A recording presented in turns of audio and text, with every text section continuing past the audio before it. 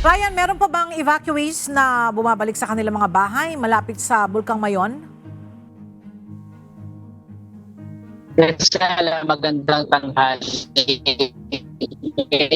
At may tinatala pa ang mga otoridad, ang Philippine National Police, na mga gustong pumasok o bumalik sa kanilang mga lugar, sa kanilang mga tahanan dito sa loob ng 6-kilometer permanent danger zone. At naiulat din na merong mga turista na gustong makita o masilayan ng mas malapitan itong Bulkang Mayon. Kaya naman pinaigting pa ang pagkakaroon ng mga checkpoints papasok dito sa loob ng 6-kilometer permanent danger zone.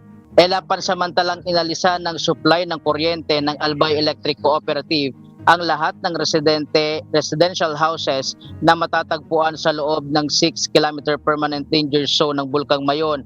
Ayon sa provincial government ng Albay, isa itong safety measure upang hindi muna bumalik ang mga residente sa kanilang mga tahanan habang mataas pa ang aktibidad ng bulkan. Kabilang sa mga apektadong lugar ang Purok 4 hanggang 7 ng Barangay Anulig, Purok 7 ng Barangay Suwa, at Purok 6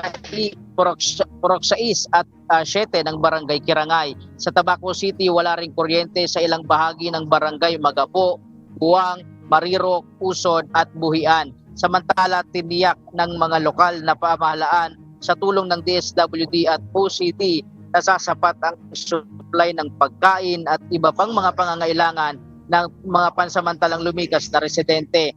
Nag-distribute ng 771 family food packs kung saan 390 ang naibigay sa mga evacuees sa Tabaco City at 381 sa mga pamilya sa Malilipot, Albay. Ito ay bahagi ng patuloy na relief operations ng ahensya upang masiguro na may sufficient stockpile para sa lahat ng mga evacuees sa buong duration ng response. Sa pinakahuling ulat ng PBOX, naitala ang 162 rockfall events at 50 pyroclastic density current events sa Bulkang Mayon. Naitala rin ang 702 tons ng sulfur dioxide emission habang patuloy ang pag-umbok ng dalisdis ng bulkan, palatandaang patuloy ang pag-akyat ng magma sa loob nito.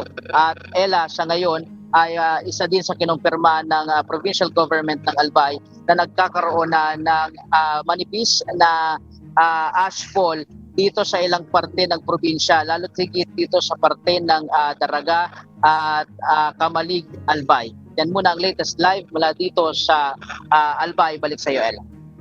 Maraming salamat, Ryan Salatandol.